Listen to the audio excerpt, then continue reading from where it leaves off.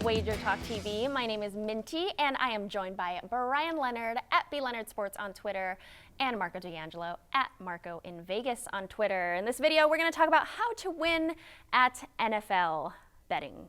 I love the NFL, I love football, but betting it is a little tricky. Brian, do you have any tips for us on how to win? The NFL is different than any other sport because it's so much followed by everybody out there. Everybody knows everything about the NFL. Yeah. So whereas in like a college basketball, information is key, in the NFL, the number is key. Absolutely. And you need to know what the number is, where it's going, and getting ahead of it or knowing when to bet on it. We talked in another video about you go in and a novice will go in and say, oh yeah, I love that team. Yeah. Well, you may love that team at a certain number, but is the number too high? You need to know what a good number is. And most people, when they're starting out, don't know that. So it helps to make your own power ratings, and we talked a little bit about that in another video. But the number is so important in the NFL compared to any other sport. Right. And Marco? To build on the numbers, a tip that I would give for early season football is fade the teams that got all of the hype all off season. Oh, I agree. Okay, yes. Because all of the talking heads are talking them up and everybody's buying into it and the expectations are so high. And I'll give you two great examples from 2019. The Cleveland Browns and the Chicago Bears. Were there two teams that got any more hype coming into, from the off season than those two teams? And both of those teams were bust. Sorry, Brian. But, it is because there's too much expectation, and you're talking about value with lines. They were overpriced at the beginning of the season. Totally. No question about it. Totally. All right, Brian, what's your next one? Be ready to bet off the openers. Okay. We talk about that in other sports, but in the NFL, so many games, the average final score ends up about 10 points off the line, but still, that's pretty good. Yeah. For the long run. So every half a point counts. So if you know where the line's going to go, don't putt around, and wait for the day of the game to get that bet in at -6 when you could have laid 4 earlier in the week. Right. The NFL, as opposed to any other league, I think anybody with a general knowledge knows where the line's going to go in these games. You don't have to be brilliant to know that.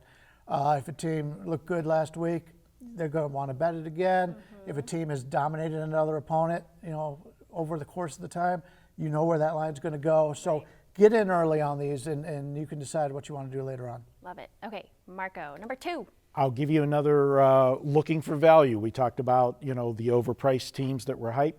Don't overreact to injuries. And again, I'm going to go to 2019 as the example. That was the year of the backup quarterback. Every backup quarterback that came in for injuries, the team basically didn't miss a beat, and they were covering the spreads. And think about it. The public knows the injury. Vegas knows the injury. They know the public doesn't want to bet the injured team, so they're going to adjust the line for the injury, and in most cases, they over-adjust that line, and you're getting value with that injured team at least the first week till people see how they play. I like taking the injured player theory. That's something that I've done from as long as I've been in this business, and I don't think it's something that's ever going to change because public perception is always going to outweigh reality. Yeah. All right, Brian, last one. Last thing is knowing which stats are important and which are not. Apologies to the Tennessee Titans, but you don't win in the NFL running the football. They had success doing that. They had a tremendous running back. Running backs don't last in this league. They 3 or 4 years and they're done. Chart the teams who have the best quarterback, yards per pass attempt, and on defense, the same thing. Your cornerbacks and your safeties are so important in the NFL. When you're passing for 7 yards and you're running for 4, that tells you right there passing is the way to go. So if you got a team that can pass the ball successfully and they keep the other team from passing the ball successfully, that's a team you want to bet on. Yeah, absolutely.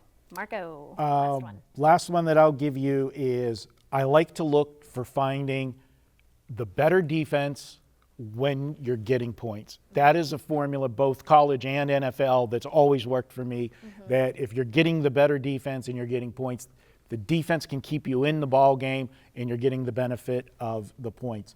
Offenses are great, but sometimes they have off days. Defense travels well. You always talk about home and road, advantages. Defenses can carry, it's a saying, defenses travel, and they do. Yeah.